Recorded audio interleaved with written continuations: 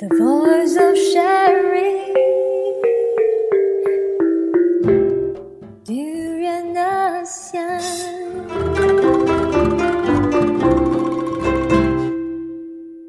It will be extended to more drugs from next month onwards. So this is just a little insight into how the Singapore healthcare policy functions. And I believe, Pepper, you have a little to say about how Malaysia... If I compare Singapore to Malaysia, my whole family actually rides on the government's healthcare system. We just go to the normal clinic that the government provides. You know, I only pay RM1 every time I see the doctor. So if I compare Malaysia's healthcare to Singapore, it's way cheaper. I only pay RM1, which is Singapore 40 cents, is it?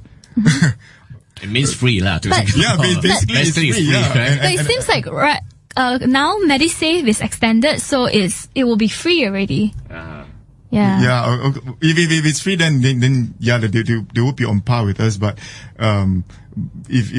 but just to say, I've been on the what do you call it, the clinic for a few years now. Mm-hmm. Yeah, just pay RM1 and I get all the medicine that I need. Yeah. But this is very similar to this is very similar to what the Americans are facing. They have to pay. Healthcare. Yeah, the Obama healthcare, which never quite materialized. You actually pay quite a lot for medicine. And I wonder why, because medicine should be free. It's a universal human right. You know, we should have healthcare, whether you are, whether you're of this age or that age, or this citizen or that citizen, as long as you're a citizen of the world, you're a human being, you are going to fall sick and you are going to need some sort of medical, treatment. But how do you look at the healthcare should be imposed to, it should be imposed to everyone or only to the citizens of that country? I think it should be to everyone, and each country should run its own healthcare. But anyone who's in that country, so if let's say a German came to Malaysia and fell sick, the German should not feel like, oh my God, I don't think I can afford the healthcare in this country. It should be open. They should say, when you come to my country in Germany and you fall sick, we'll treat you for free. And if my citizens go to your country and they fall sick, you treat them for free. But should would it be fair to those taxpayers that they pay the tax? To us, the taxpayer. Because we pay the tax, we're supposed to enjoy the benefit from the country should give us this kind of the benefit, right? But to the foreigner, they don't pay the tax to the country. But we are talking about healthcare. This is like providing food or education. Mm-hmm. This is all human rights. I'm not saying that. If you're talking about the education of food, right? The foreigner, when they come to Malaysia or they go to the other country, you need to pay more rather than compare to their local students, isn't it? I think currently, like Pepper mentioned before, that in Malaysia, if you're a foreigner, you just have to pay RM15. Yeah, if you go to the government clinic, it's RM15, 15. Yeah, but it's still more compared to the citizens, isn't it?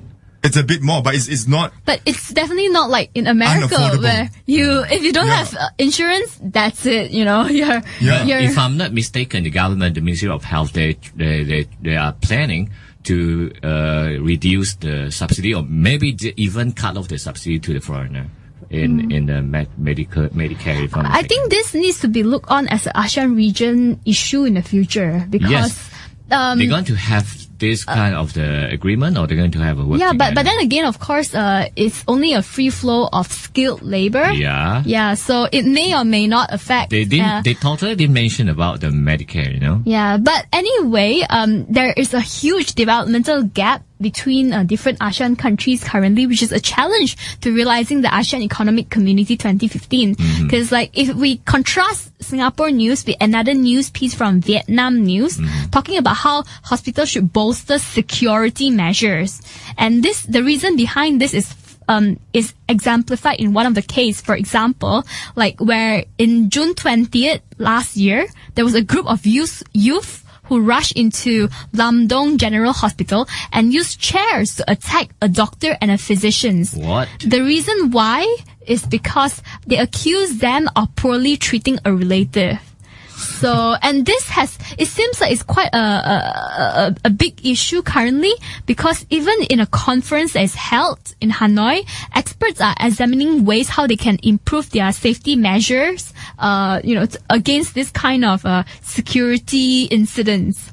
So, I question this piece of article. I wonder, is it because the doctors are poorly trained and then they weren't able to treat the relative, or they didn't have the equipment, the facilities? Yeah. Like in North Korea, you got all these doctors who are trained in Russia, but they really cannot do any operations because they don't have the facilities. The Doctors Without Borders were saying that halfway through an operation, you risk getting your electricity cut off. Yeah.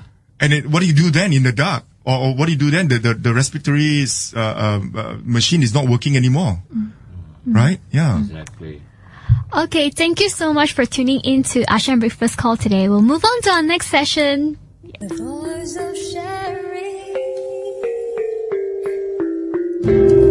Durian ASEAN. In a rather neglected group, because you won't be able to see a trans man on the street. You know, they evolve from being lesbian and then realizing that they don't want to be in this female body, and then they try to go through different procedures to get their gender aligned. They don't feel like they're female at birth, and they will do things to change the way they look to a more trans-masculine appearance. It doesn't necessarily equate to a sex change, but it could be simple things like getting hormones, perhaps the deepening of voices, also some increase in facial hair. And Joe, in terms of HIV/AIDS, what are some of the issues facing trans men in Singapore? Well, there is no existence of any HIV services available for trans men. There's no access to prevention brochures, no access to prevention messages, and there is just no healthcare providers who are sensitized enough to talk about such issues. There is still not much acceptance within the community that gay trans men do exist. It makes individuals kind of reluctant to access to HIV services, because there will be a lot of question on why do you need to be accessing to HIV testing. You know, disclosing that one, it's gay trans men, there's always some kind of risk attached to it, and the community is just too fragile for this to know that there are gay trans men existing. Singapore in the 1970s and 80s was the pioneer nation, if you like, in Southeast Asia for sex change operations. But how would you assess health ministry attitudes towards the transgender community, particularly trans men? It has been on the media or known in the ministries that only trans women exist, primarily as in the entertainment industry, and there doesn't seem to be anyone talking about it. It seems that the prevention programs are always targeted towards trans women, and no one is picking up that there is an emerging need to recognize trans men specific issues. The ministry hasn't, come to recognize that there is this group of people existing in Singapore. As I said, there are gay trans men having sex. Tell us who are sowing the seeds around Southeast Asia for now, or even around the world, and at what state is the movement right now?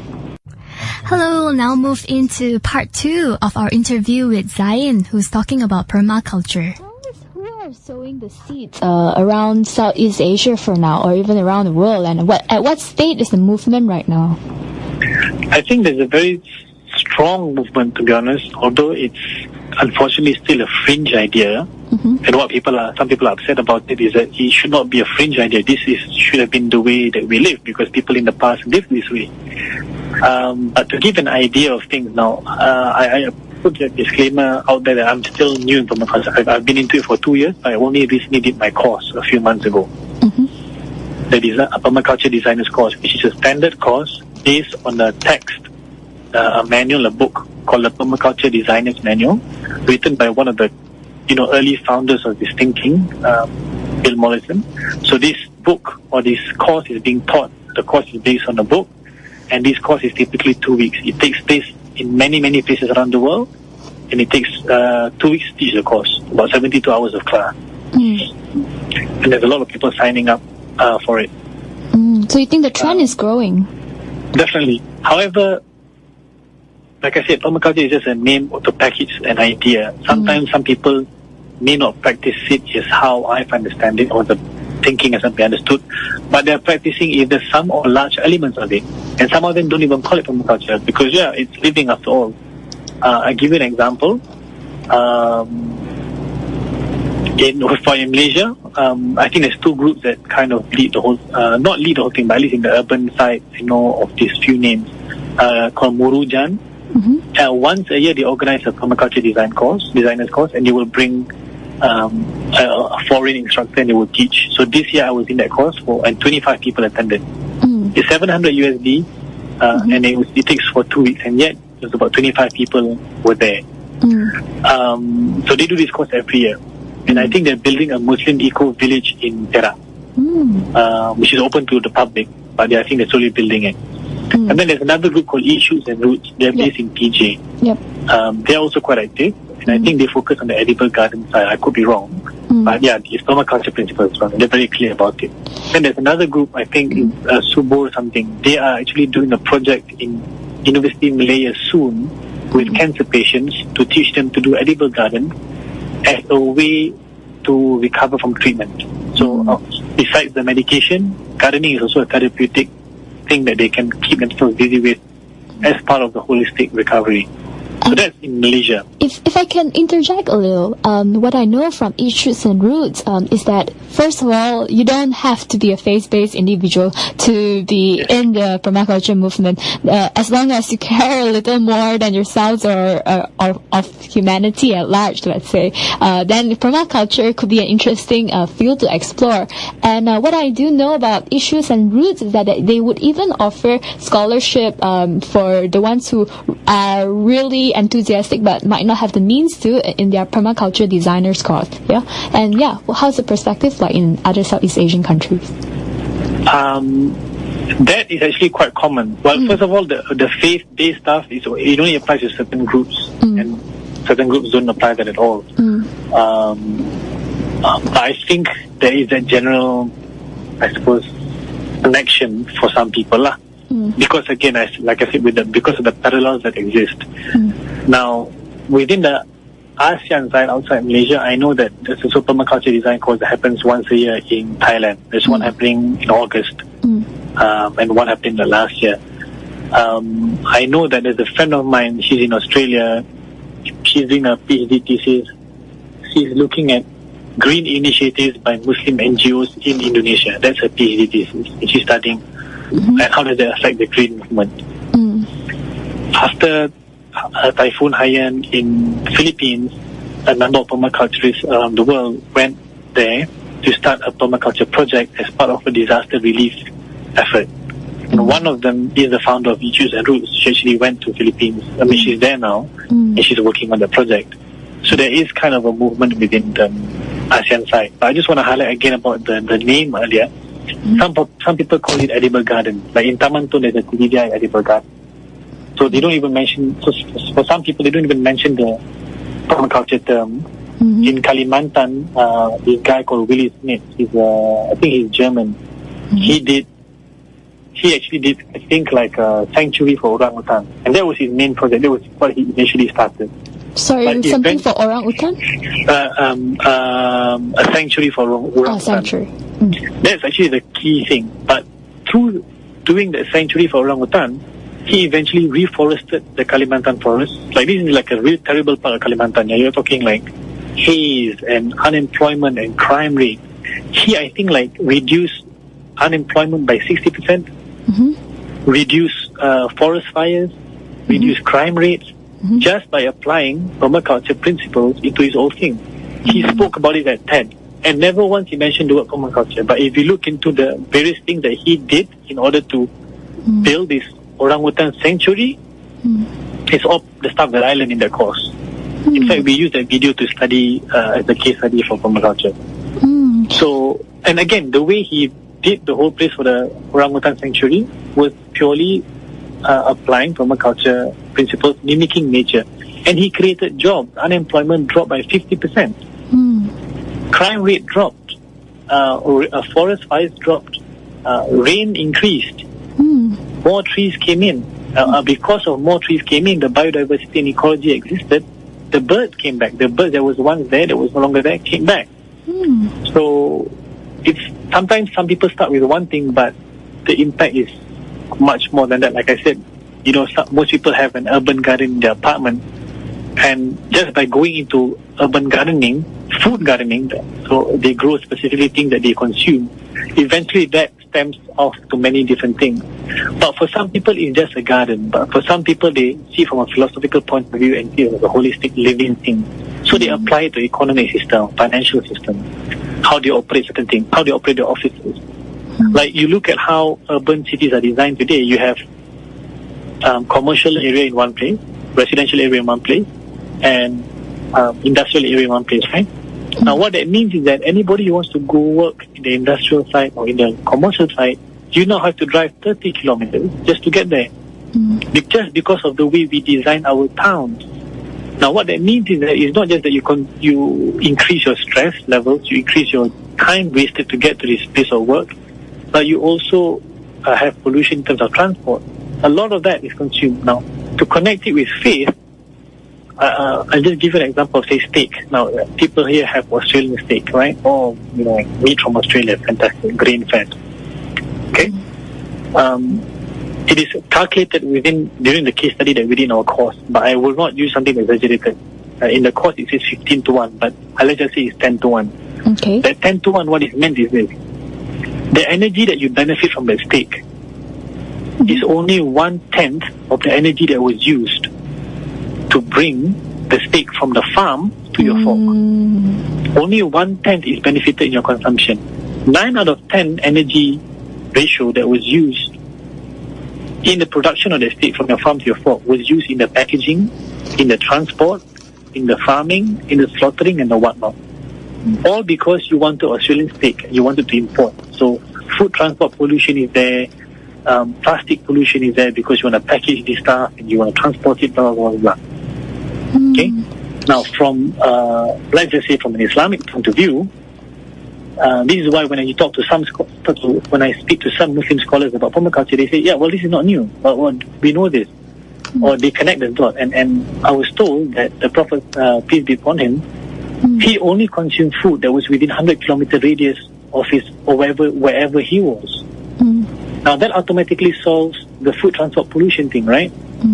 He may not have done it in a way that, okay, I don't want to, say, consume food from, say, Africa because it's far, but more like, principally, only consume food within 100-kilometer radius. So whatever that's available within 100-kilometer radius is what he would consume. So he wouldn't consume something from far away. In modern day times, that means food transport pollution. Well, even during his time, for 1400 years ago. Now, that is how, for some people, can connect. Now, here's another context for the faith-based side. The chickens, the way we raise chickens today is very inhumane. There's no way that you would pack in a small apartment of 1,000 square feet. You wouldn't pack 500 human beings in that apartment, right? So why are we packing, say, 5,000 chickens in a very small area where, there's barely much space to walk or run? So it begs the question whether it's halal or not, but that's another discussion.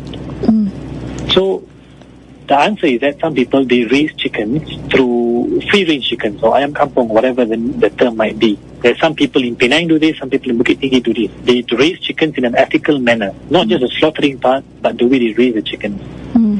Now, some people will argue that if you raise chickens this manner in such a huge plot of land, the typical ratio for some people is 1 chicken to 25 square feet of land. Okay? People say if you do this, you cannot produce as many chickens as the factory would produce. Okay, to some extent there's truth in that. Okay? If you were to count it for that lah. But the sunnah, the practice of the Prophet, peace be upon him, is that he only consumed meat once a month. So then it begs the question, why is it that today, whether Muslim or not, why is it that we have this expectation that we must consume meat twice a day? Once at lunch, once at dinner. Once at lunch, once at dinner. So there's a reason why the pattern of meat consumption is as such. Because, again, companies own farms and they want to make more money. So they try their best to influence people's diet in such a way that you would make them to be in demand. which is to consume their products. Not just the way that not just that they increase your consumption, but the consumption of the meat, the source is coming from, say, Perlis. So now you have to transport all that meat towards KL so that you can consume it. So it contributes to another chain. So you're increasing more and more chains. So now food production is very centralized. So for example, if people all over Malaysia eating chicken, the question is, why are chickens only being produced in some parts of the country? Because when you only produce chickens in some parts of the country, that means there needs to be a lot of transportation that happens from the source to the consumption point, which is our home. The more you make food centralized, the more that means that there will be transport costs incurred. So now something that is cheap becomes more expensive, not because of the cost to produce the item, but because of the transport, the chain. You're increasing costs within the chain supply. So you see that, hence why to operate in a permaculture market is very different. Cuba went through this problem after the fall of the Soviets about centralization of foods. And this is what some people today call food security. Yeah. So we might not have wars, but at some point, imagine if the factories threaten to close down, because then there'll be no food supply. So we're still reliant on the factories that produce this food. Will be at their mercy that should anything happen, God forbid. So that's how you can see faith-based people can connect with permaculture easily. Of course, it requires them to have knowledge in both spheres, although not in depth. But that's how it kind of connects with some people. Yeah. So all fair and well, but so if I'm an individual who is interested, how can I participate? I suppose you can look into, well, Facebook has a lot of things. Issues and Roots, I think, have their own group. Murujan has their own group. There's a group called Tanaman, which people share tips and their own personal experiences of what they're doing to grow food. There are multiple talks that happen throughout town, but I think it takes some time to find the individuals who share this information, and then eventually you'll find it. I think as a start, get into the newsletters of these groups, wherever you can find. There's a lot of stuff that's happening online, meaning people who are not near you, but say in America or in other lands like Thailand, you can check on that. But yes, I think the first way to start is look into, as a really, really elementary beginner, just go into edible garden, just research into edible gardens, and I'm sure from there you will stumble upon the permaculture guys, and you stumble upon the people near you as well. There's a group in Malaysia called Growing Medicinal Herbs. Like they find local herbs that can be grown that is actually medicinal in nature. So there's a benefit to it. Whereas today we understand gardening as just growing flowers that bring no benefit to, or largely no benefit to us. So these are people who put their full energy into that sort of thing. There's actually a lot. I actually can't even keep up, to be honest, with what's happening. Because for me, it's like, what is the point of knowing so much and I have no time to practice it? So I'm trying bits and pieces of how to design certain things in my own home that can, practice the permaculture principles. But again, it's not like a revolution. It's not proposing revolution. It's not trying to go against anything, like rah-rah. It's more of how do you slowly educate people and implement things. If people can check into YouTube, try to check these YouTube videos. Famous names are Jeff Lawson and Bill Morrison. These are people who found these things. They work around the world. Greening the Desert, that's one. Re-greening the Desert, that's one YouTube documentary or video. Okay. What they've done is that they went to Jordan, to the most difficult part of Jordan, the lowest part of Jordan where the sand is so salty. Right. And they have shown how they can grow an oasis there. And their intention is that to show people, if we can grow this in this part of Jordan where there's so little water and there's so much salt in the land, surely you can do it anyway. That's them. There's another one called Green Gold. That's a documentary by John D. Liu. He looked into a project in China and also in Ethiopia, in another part, I can't remember where. But imagine having a completely barren land, desert. It's barren, like the soil, there's no nutrition in the soil anymore. And they reversed that whole land, 500 hectares, I think, into an oasis today. So, and all this is done through design, not through conservation. So this is where, just to highlight that point again, they didn't leave the land on its own and hope that something will come up. No, they actually had to come in there, do certain things to the land, and a barren, dead land with no nutrition that cannot grow anything, but yet through design, to doing some things to it, 3 years later, 5 years later, it became an oasis. So, if ASEAN do want to set an example into this, like what can the countries, agencies, or industry player do? Oh, wow. Okay, I think when we start to talk about companies, it becomes a bit tricky. But I think that's why then that it needs to come from ground up, as well as top down and bottom up. From the top down, I think there needs to be some policy changes. Like, give an example, in America, there are subsidies for farmers. The problem is that the subsidies are only given out to industrialized farmers. Whereas for the permaculture farmers, some of them are actually illegal just because of the way the policies or the laws are done. That's the ironic part. So there are not just subsidies to support battery farmers, which is people who farm in a way that's typically unethical, but there are actually laws that prevent people from doing organic farming. In Malaysia, there is this farm this milk supplier called Bright Cow. They sell non-UHT unpasteurized milk. Like, this is, you can't get any fresher than that, I think. That milk is illegal in Australia. If that company were to operate in Australia, that's illegal. That's against the law. So that's how things can be problematic sometimes. Even in terms of, I don't know about, like, I give another example. There's a farm in Bukit Tinggi, very famous permaculture farm, DQ farm. Their chickens are being sold. They have their own chickens, but they don't have a slaughterhouse. So they have to bring that chicken to be slaughtered in a slaughterhouse. The problem is that when you slaughter chickens in a slaughterhouse, they will slaughter it for you, and they will pack it for you. The problem is that when they pack it, they dip it in chlorine to keep the chicken shiny. That's why when you go to the grocery store, the chicken all look shiny. The chicken look shiny because it's dipped in chlorine. People don't know that. It's not fresh. Now, he can't slaughter his own chicken because he doesn't have license to slaughter his own chicken.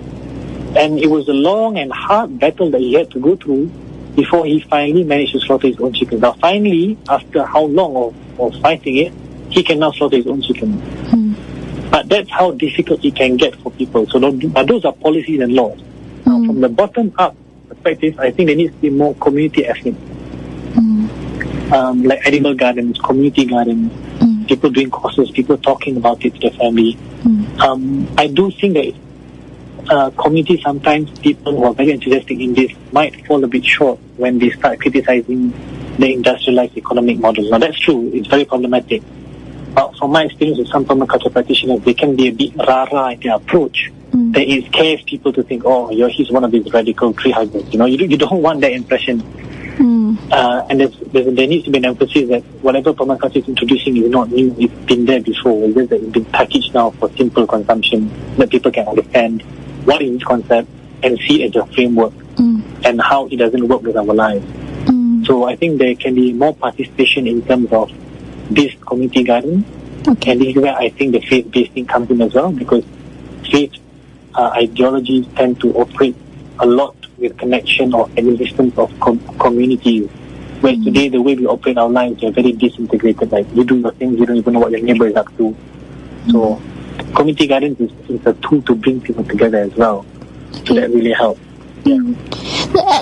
As a final question from the curious me, on what grounds did the government ban the milk that you mentioned and the organic farm or fruits?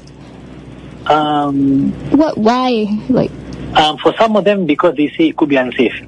Unsafe. They say it's unhygienic. They say it's not, this is not safe, so therefore, food health reasons, therefore, it's not safe for you to consume such milk. Now, I think there's some truth in that, but it's been done in such a way whereby the rules only are so strict that, it leaves you no room to kind of work around that. Whereas the subsidized part is part of a large economy thing where they want to protect their local farmers, and that's okay. They want to subsidize farmers, but it's terrible then that they don't subsidize organic farming, or that they don't. Organic farmers struggle a lot because there's a case now. I can't remember what's the name of the case, but this guy, he has an organic farm. His neighbor has a farm. His neighbor operates from a very industrialized method of farming, and he sprays this thing called GM canola. Okay? The problem is that when he sprayed his stuff on his land, some of the wind blew and that stuff fell on the organic farm. Because of that, the organic farmer lost his license. Just because of that. Because there is no law that indicates to the main farmer that if your farm is near an organic farm, that you can only spray a certain amount of stuff in your land, or you need to make sure there's a buffer zone. So now that organic farmer is struggling, whereas the other farmer, he's going on as normal. The organic farmer has lost his license, and now he's fighting a long court case, and then apparently now the authorities have given back his license for organic farming because they said that the end product does not have traces of this GMO, the genetically modified seed stuff. But his issue is that that's not the point. It's not just about whether it has traces on it in my food, but whether or not it affects the land to begin with. Because these things affect the soil, you see. Yeah, I think Yeah, so that's how government and stuff can come to play. I think that's more priority instead of getting them to Singapore, I think, has done a good job by declaring. They have this national policy, I think, which is like the rooftop garden 3 years ago. So now it's really kicking to play. It's really growing up in Singapore, I think. You hear Penang, ENO has a community garden in Penang, which is funded by the ENO company. And the people in Penang are really, some schools are taking part. Landscape Malaysia, which is an NGO that's based in Taman Tun, but they do work everywhere in Malaysia. They do community gardening with schools. The former Prime Minister Abdullah Badawi, his wife, is leading it, and I think by nature of that they have access to schools, and they're teaching a lot of the school kids to do gardening. And they give them seeds, they teach them how to do effective gardening, and the kids now are more appreciative with it. And I think they managed to introduce herbal garden in a hospital. I can't remember where. I think it's Kepala Batas.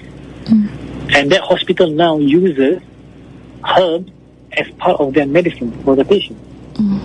So these are how some things are changing gradually. It's not going to happen overnight, because you don't just want people to implement the methods without fully understanding it. I don't think so there's a need to fully understand it, but at least to adopt that method in as much as how we have adopted the industrialized method. Yeah. Okay, thank you very much, Zain. I think his example of the land use between an organic farm and an industrialized farm just goes to show how interconnected we are.